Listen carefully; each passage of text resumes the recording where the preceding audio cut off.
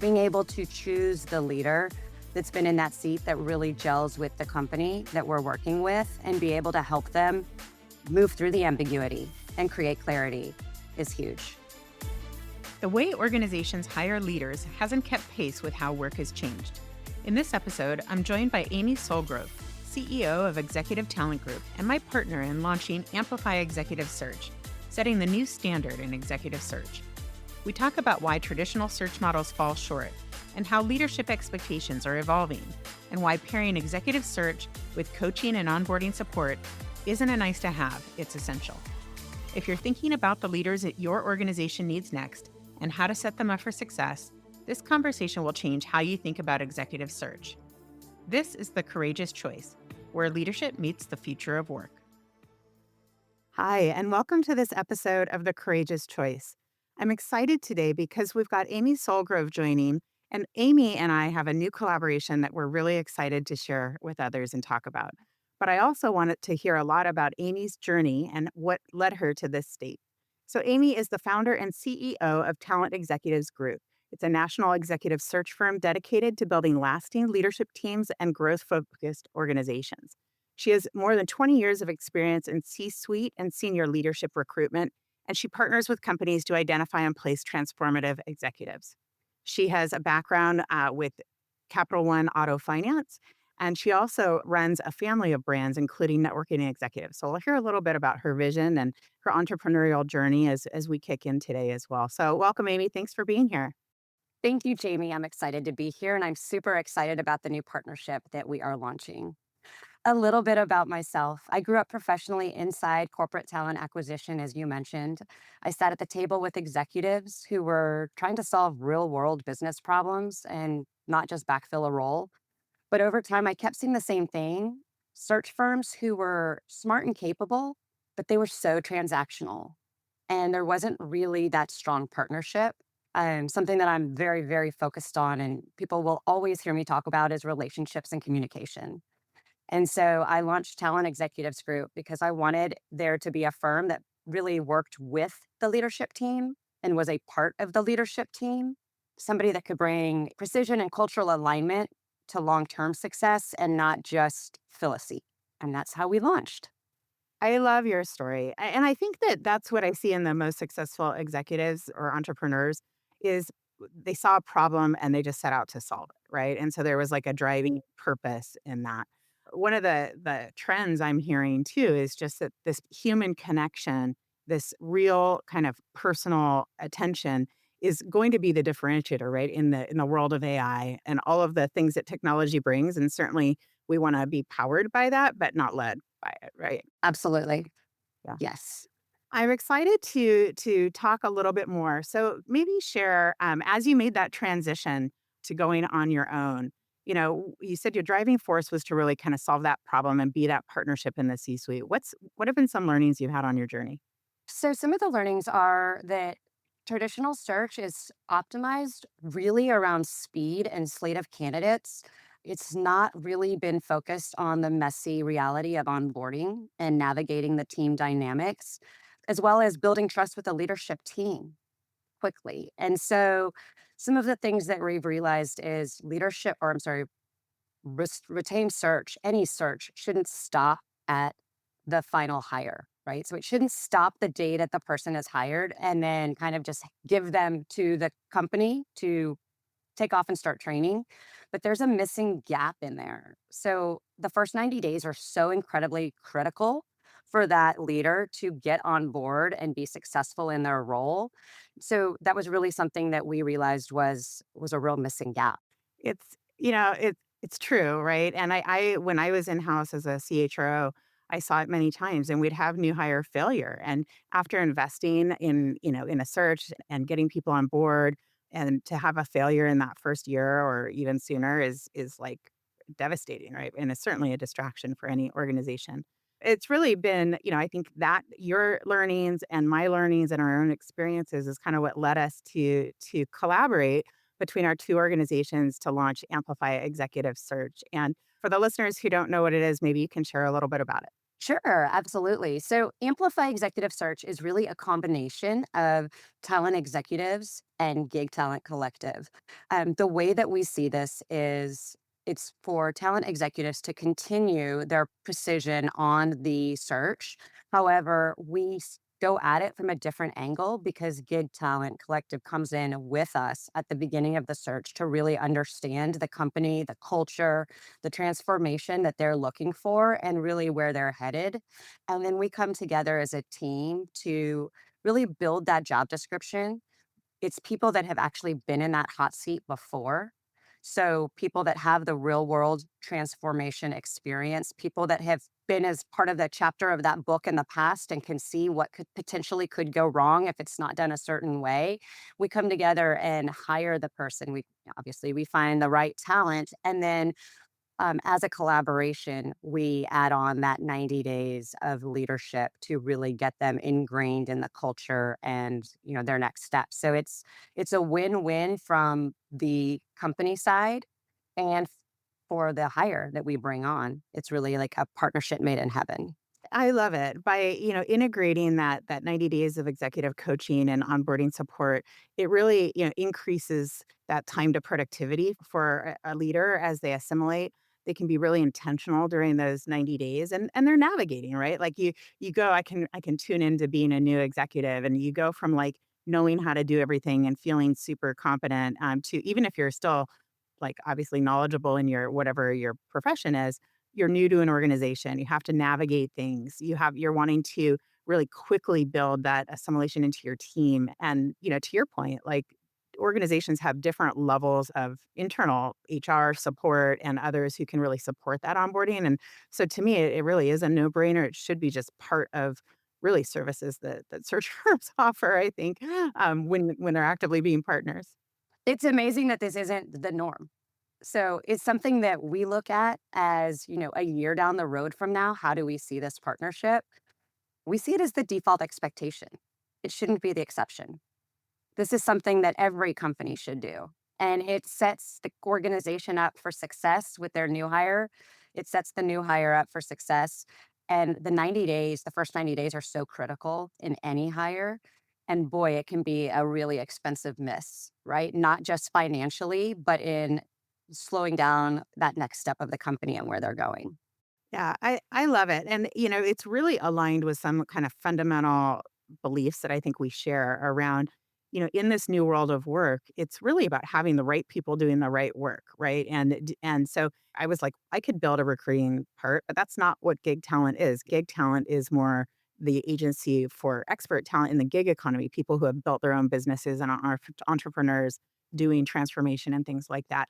But and coaches, right? And so but you, the talent executives groups, is the expert at that, boutique routine search at the with the same level of standards and things like that. So by having, each kind of doing the thing that they're great at, to me, that's really what the future of work looks like. And, there's lots of ways to solve those problems, but it was kind of like our ability to step in and lead it the way we're advising others to do. And both of our companies are so similar in the way that we think and our expectations of our team and the way that we communicate and build those relationships that it really felt incredibly natural to come together and like you said have the center of excellence that both of us bring both organizations and mirror it bring it together because it really shouldn't bringing on talent shouldn't be separate conversations from culture and performance like it's not two separate conversations. It's really bringing them together and, building leaders that can pivot in ambiguity and change and be successful at it. 100%. I've been talking about this idea of business casting, actually. It's like, when you think about a casting agent, right? They're going to get the right people in the right roles and to build that right ensemble and the magic. And I feel like that's what, whether it's internal talent leaders, a board that's trying to get the right leadership team in place, or us as partners trying to do that. There's places where, a fractional or interim or project based gig resource and there's times when you really need that absolute right internal leader who's going to be setting the vision and driving the organization forward. And so for us to be able to like support that in a cohesive way is pretty darn exciting. It's super exciting. It's super exciting. This partnership was literally a match made in heaven. So It's Let, going to be let's amazing. let's talk about that a little bit. When we think about our listeners are comprised of all different, internal leaders, but also business owners and entrepreneurs.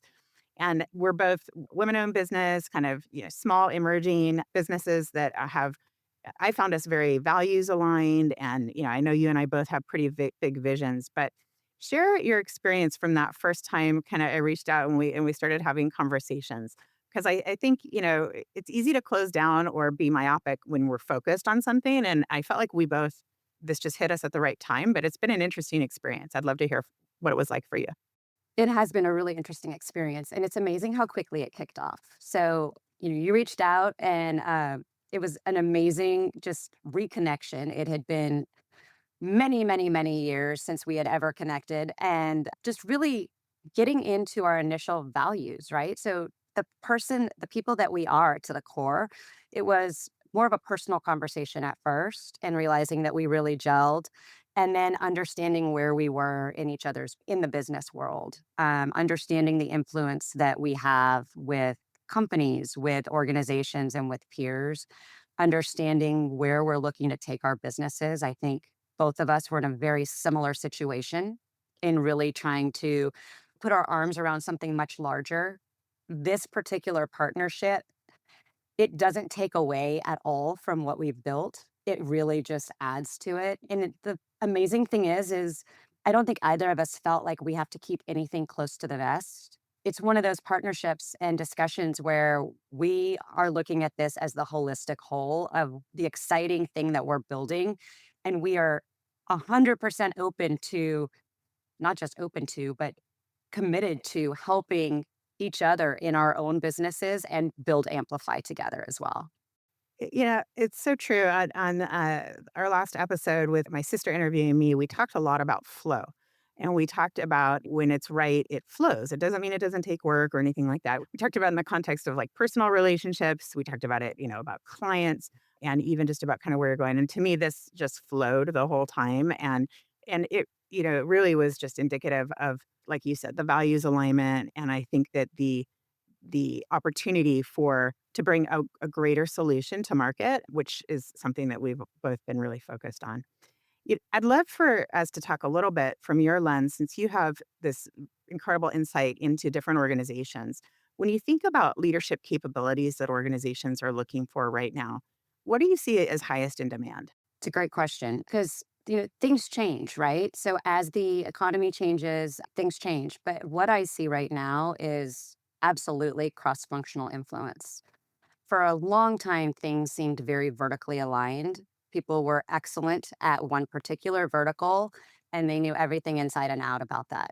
It did make organizations a bit choppier, but now what we see is it's especially with AI moving as quickly as it's moving. It's not about being deep. It's about being horizontally, you know, full of breath. So leaders that can lead through ambiguity and change, leaders that can utilize AI into practical decision making, leaders that can build trust while still driving performance. So it's not so much now about it has to just be HR that is building the culture of the organization, but it's about HR training and giving the not the instruction, but the material and basically just allowing those leaders to build the culture around them. People stay at an organization because of the people that work there and the people they report to, and it's so incredibly important that the influence is building trust. Yeah, trust is one of those things that I think many organizations are struggling with. And absolutely, there's no question that leadership sets the tone. One of the things that I've seen is this, kind of with COVID, we all like went home and leaders really were just trying to kind of keep things on the rails. And so we got a little bit siloed, but it was more just because we had to focus on execution and putting our arms around our own teams and like nothing bad, but we got very siloed. And even though, some of our normal cadences that were those cross-functional gel that would happen in the office and things like that, they maybe weren't operating in the same way. And now and then fast forward, right? So new leaders get promoted over time. Some might be new to leadership. They might not have had reference to that prior way of working. So now when we're trying to kind of get our arms around organizational alignment and to your point, to activate AI across an organization, which clearly, in order to be effective, is really going to be cross-functional.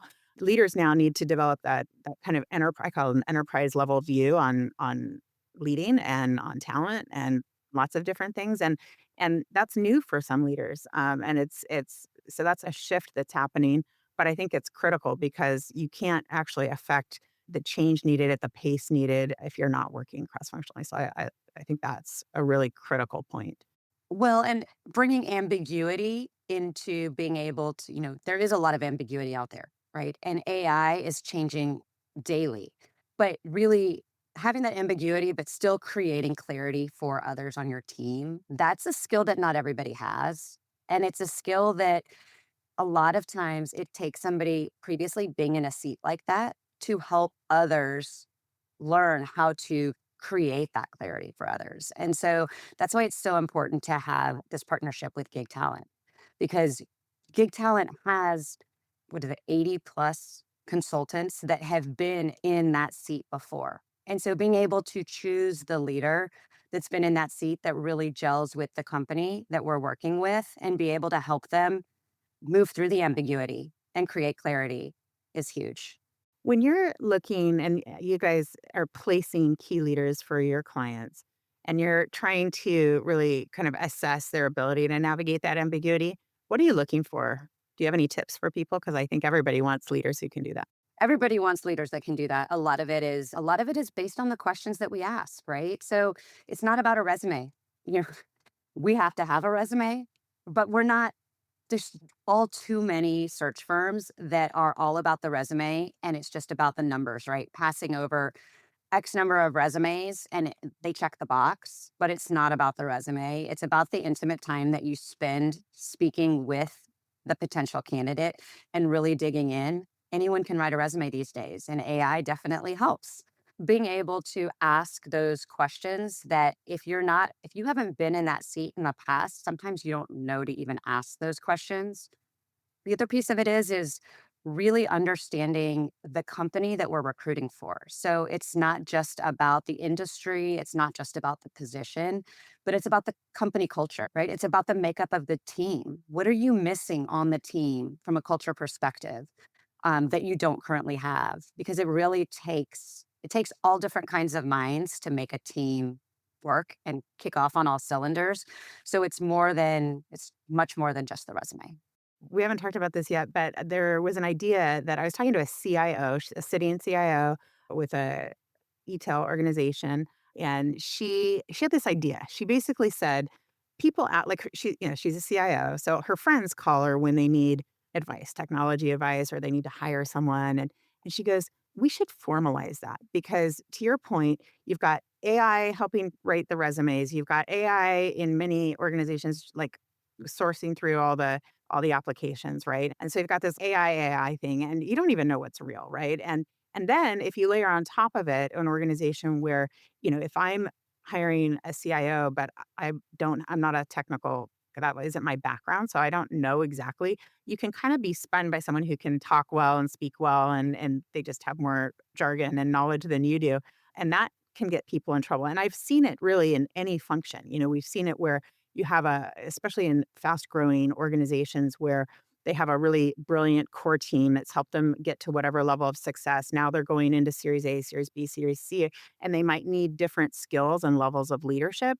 You can wake up one day and you've got 50 people on your marketing team because you're throwing resources at it. You didn't have a leader who necessarily knew how to who design and run it. They were brilliant marketer but not necessarily, leading that size of an organization. So her idea was like create an easy button with some trusted sitting executives so that you don't ever have that gap in knowledge. It's almost like an on-call executive who can help you in validating, both what you're looking like what's unique to that organization and what they're looking for, but also the technical skills that we may not have. And I know your team also provides that for clients, but I don't know. Maybe we should implement that idea. Wow.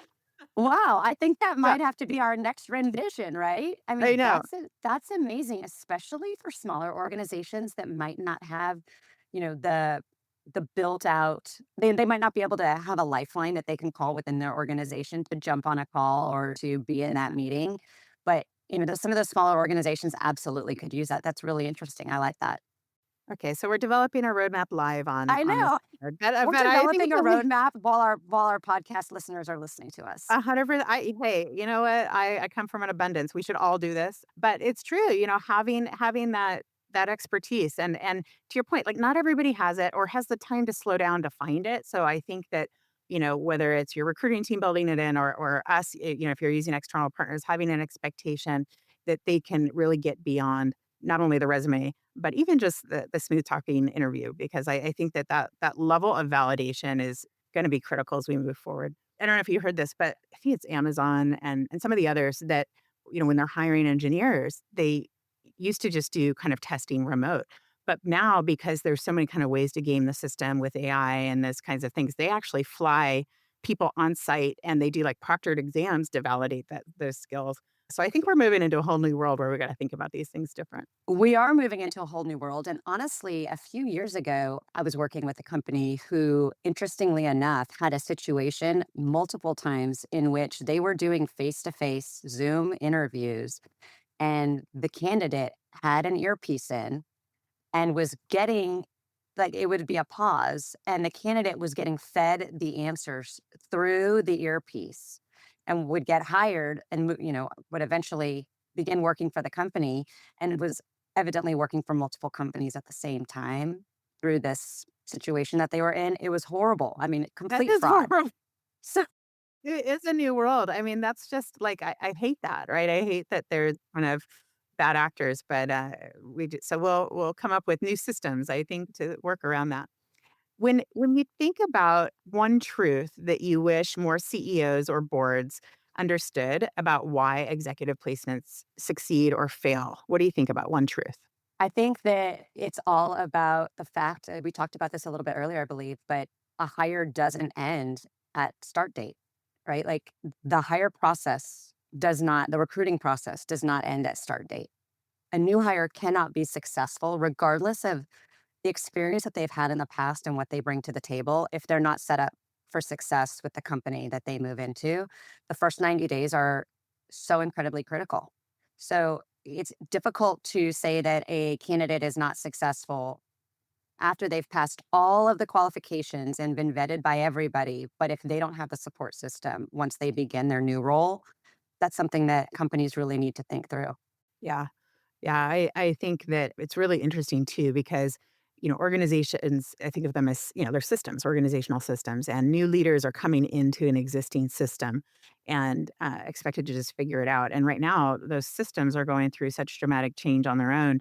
It's super dynamic. So having that support and external support actually not only, like you said, benefits the candidate, but also their boss and their teams and the organization overall.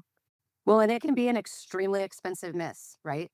A miss-hire it's expensive on the dollars, as we mentioned, from just, the initial hire, but it's incredibly expensive on the time missed and having to go out and find somebody else or slow down the transformation of what the company's working towards because now they're having to go back and bring somebody else in. So it's way more involved, and the first 90 days count. Yeah, the first 90 days totally count. All right. So, as a founder, what's one courageous choice that you've had to make that helps shape who you are as a leader today? I think I'd have to, gosh, there's a bunch, right? As a founder, there's so many different things that we have to make choices about and ponder, and sometimes we just have to go with it. But I think that the most courageous choice that I've made and what has become the most lucrative for us is it's tempting to say yes to everything, but getting real honest with what we actually say yes to. So it's not necessarily just about volume and grabbing anything that comes our way, but being really honest in that the precision is only going to happen if we only take on what we're excellent at.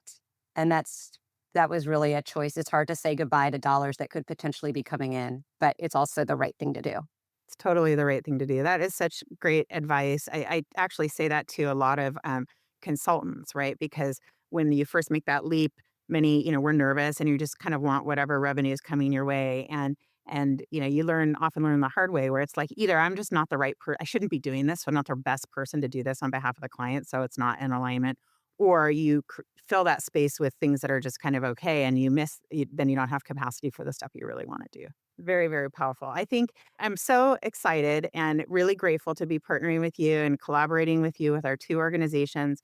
I'm excited to see what the year brings, and I share that vision for you that 90-day support for new leaders really just becomes a standard for organizations as they invest in bringing new leaders along.